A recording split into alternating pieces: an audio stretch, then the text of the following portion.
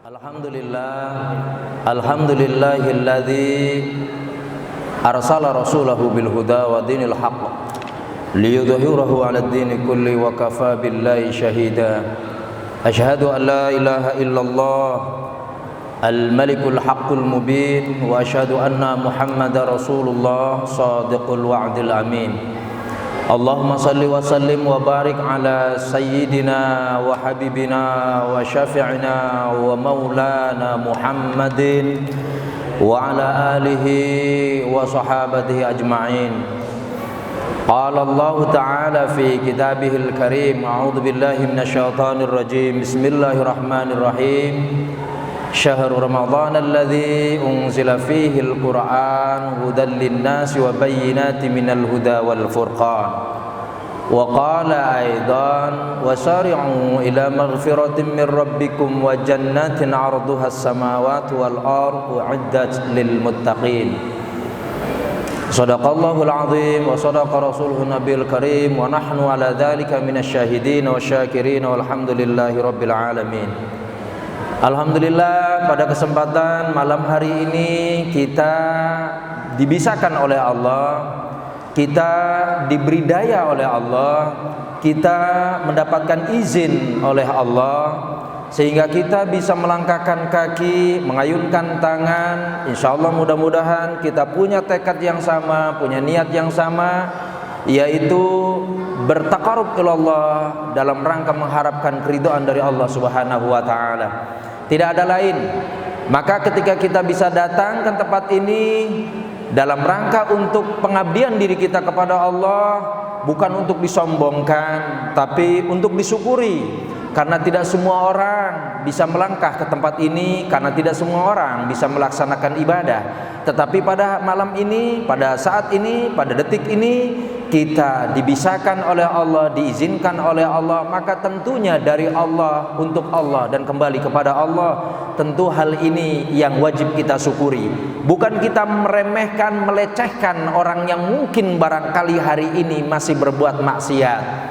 Tentu tugas kita adalah mengingatkan mereka dengan tetap lemah lembut, mengingatkan mereka sambil kita mengajak mereka untuk sama-sama bertaqarrub ilallah. Sekali lagi, tugas kita bukan menghakimi, tapi hanya bersifat innama anta mudzakir lasta alaihim bimusaitir, yaitu kita hanya ditugaskan untuk mengingatkan saudara-saudara kita siapapun mereka, tanpa harus kita melakukannya dengan sedikit kekerasan di dalam kita mengajak orang beramar ma'ruf bernahi munkar. Ma'asyiral muslimin rahimakumullah, begitu juga kepada ibu-ibu tentunya, kepada adik-adik, kepada saudara-saudara, mohon maaf kalau mungkin barangkali jauh sebelumnya saya menyampaikan sesuatu, ada yang mungkin barangkali kurang faham, ada baiknya langsung ditanyakan ke saya. Pada kesempatan malam hari ini adalah saya ingin menyampaikan pesan, sebuah renungan buat kita, di mana ketika kita membaca kitab-kitab fikih, maka ulama-ulama, para mujtahid, mereka menempatkan bab toharo itu ada di bab pertama. Ini sepakat.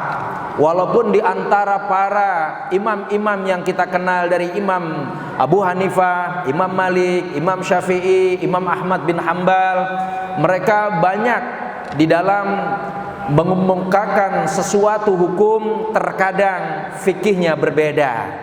Tapi jangan lihat berbedanya. Kalau buat kita mah intinya adalah ikuti siapa yang membuat kita yakin kita bisa ikuti. Gak perlu harus menghakimi, dan gak perlu apalagi sampai melecehkan. Cukup satu yang menjadi patokan kita. Nah, yang menjadi satu keistimewaan kita melihatnya adalah ada bab toharoh yang diletakkan pada kitab-kitab mereka. Sepakat semua mazhab ini meletakkan toharoh ada di bab yang pertama. Dan tentu kita mengenal di situ di bab toharoh ada istilah najis, najis mukhaffafa, najis mutawasithah, najis mughalladah.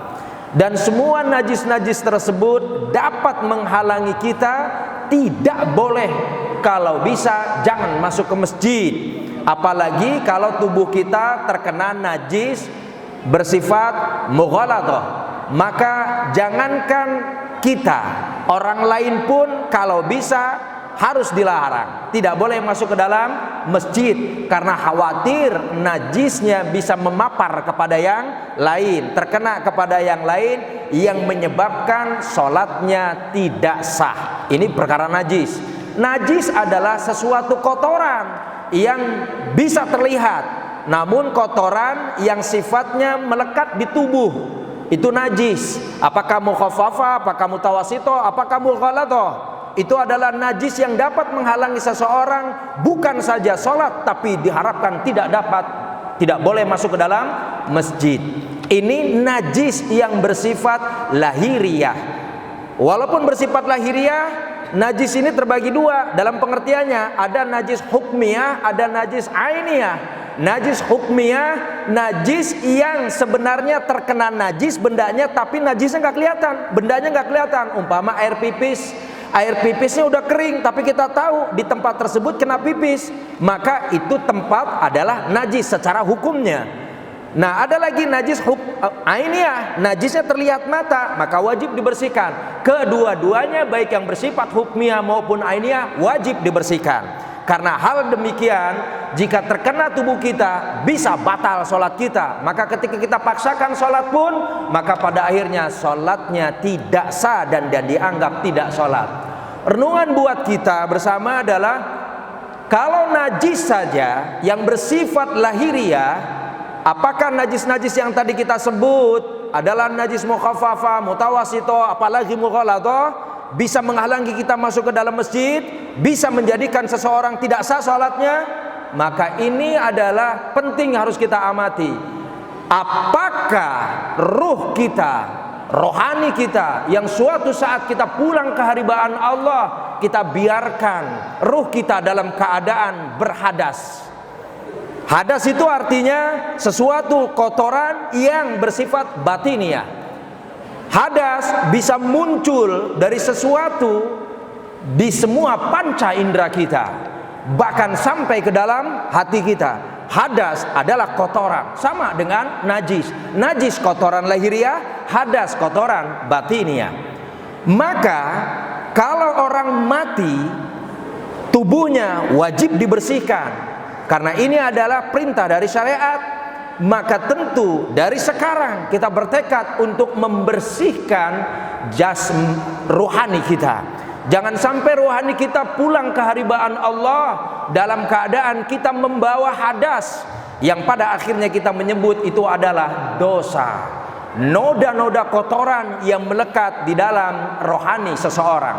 Maka kalau kotoran secara lahiriah saja dilarang masuk ke dalam masjid, kalau kotoran itu mengandung najis, dilarang kita melaksanakan sholat, maka pada akhirnya maka ini akan jauh lebih berat ketika kotoran yang dibawa rohani dalam pengertian dosa-dosa yang belum diampuni oleh Allah, karena yang bersangkutan tidak memohon ampun kepada Allah, maka pada akhirnya surga akan menolaknya. Ini logika. Kita berharap suatu saat nanti pulang dalam bentuk kecintaan kita kepada Allah. Rasa rindu ini seakan tidak bisa kita tahan. Allah pun memberikan kabar kepada kita, faman kana yarju liqa'a rabbih falyamal 'amalan shalihan wa la yusyrik bi'ibadati rabbih ahada. Barang siapa yang rindu berharap berjumpa dengan Tuhannya, Allah sendiri yang memberikan kabar kepada kita, maka beramal solehlah kalian, dan janganlah kalian melakukan kemusyrikan akan sesuatu yang tentunya adalah dibandingkan kepada Allah dengan sesuatu apapun. Maka ini pesan indah, sehingga dari sekarang kita juga harus mengingat tubuh kita harus bersih dari segala kotoran, dari segala najis. Qad aflaha man tazakka wa qad khaba man dasaha. Beruntunglah orang-orang yang mensucikan dirinya, dan merugilah orang-orang yang mengotorinya, baik lahir maupun batinnya. Maka Allah pertemukan kita di dalam bulan Ramadan ini, maka ini adalah sarana bagi kita dari Allah untuk membersihkan dosa-dosa. Maka saya ingin mengajak adalah yuk kita sama-sama bertobat, memohon ampun kepada Allah, membersihkan segala noda yang melekat mungkin barangkali dosa-dosa ini di dalam rohani kita, memohon agar semua dosa yang pernah kita lakukan kepada Allah dibersihkan oleh Allah, disucikan oleh Allah. Dan kita berharap suatu saat ketika kita pulang ke haribaan Allah, Allah menyambutnya dengan bahasa, ya ayyatuhan nafsul mutmainnah irji'i ila rabbiki radiyatan mardiyah fadkhuli fi ibadi wadkhuli jannati.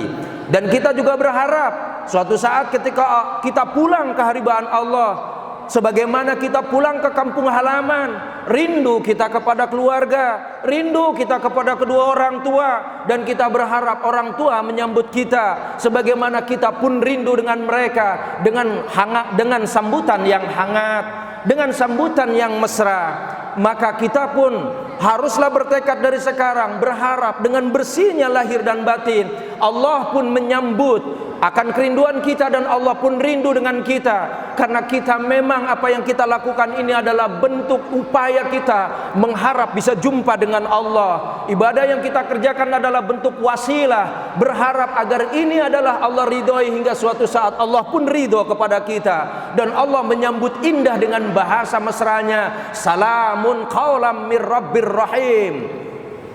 Betapa rindu di hati kalau kita kepada orang tua saja di kampung halaman yang sekian bulan sekian tahun tidak pulang, kita ingin jumpa dengan mereka, mesra, kita menatap wajahnya. Maka kita pun demikian, ingin sekali jumpa dengan Allah, rindu kita kepada Allah.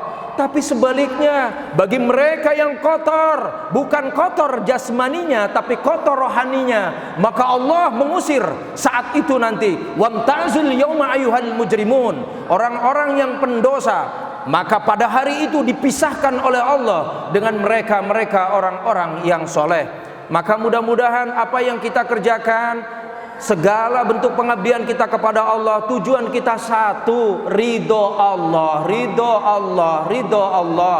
Sempurnakan syarat dan rukunnya selama kita masih hidup di dunia, masih terikat dengan syariat-syariat yang telah ditetapkan oleh Allah, yaitu fikih-fikih yang telah diajarkan dan dibimbing oleh para ulama. Kita berharap suatu saat kalau hari ini di dunia ini kotoran yang melekat di tubuh wajib kita bersihkan, maka ingat, tubuh kita suatu saat akan dikubur dan boleh jadi akan hancur, tapi ruh kita tidak akan pernah hancur. Ruh kita terus berpetualang dari alam ke alam. Kita berharap memasuki alam kubur, Allah merahmati kita, Allah meridhoi kita, dan tentu kita ingin Allah ridho kepada kita. Tapi manusia pun dituntut untuk berusaha memohon ampun atas segala dosa-dosa yang pernah dia kerjakan. Kemana saja kita pergi, di mana saja kita berada, ketika kita memohon ampun kepada Allah dan dibimbing oleh para mursyid, oleh para ulama, insya Allah dosa sebesar apapun Allah akan ampuni. Selama catatannya taubat itu dibimbing oleh seorang guru mursyid. Sebagaimana kotoran yang melekat di tubuh kita ini, harus ada guru fikih yang mengajarkan kita agar kita mengerti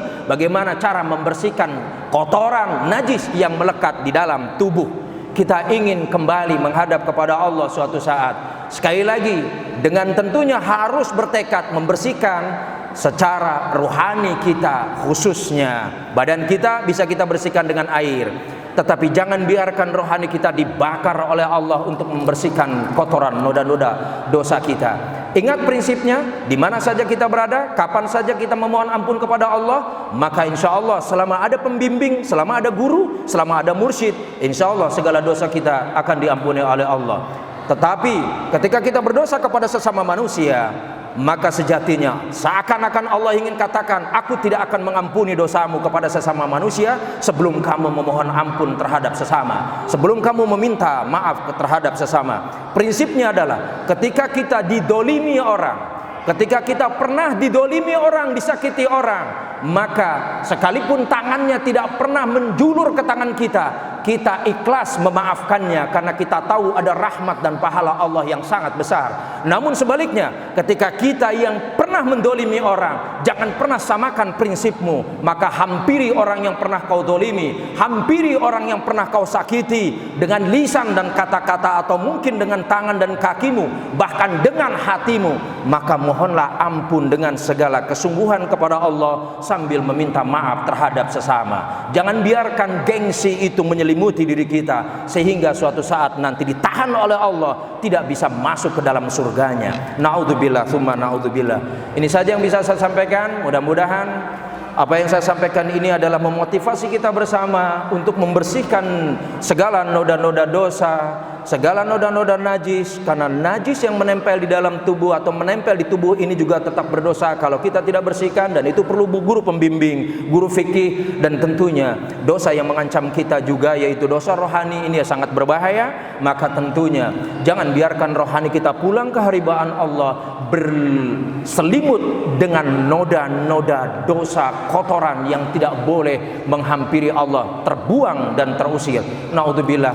Allahumma sallimna ya Allah fid dini wad dunya wal akhirah. Allahumma sallimna ya Allah fid dini wad dunya wal akhirah. Allahumma sallimna ya Allah fid dini wad dunya wal akhirah. Akhirul kalam, wallahu al-muwaffiq ila aqwamit thariq. Wassalamu alaikum warahmatullahi wabarakatuh.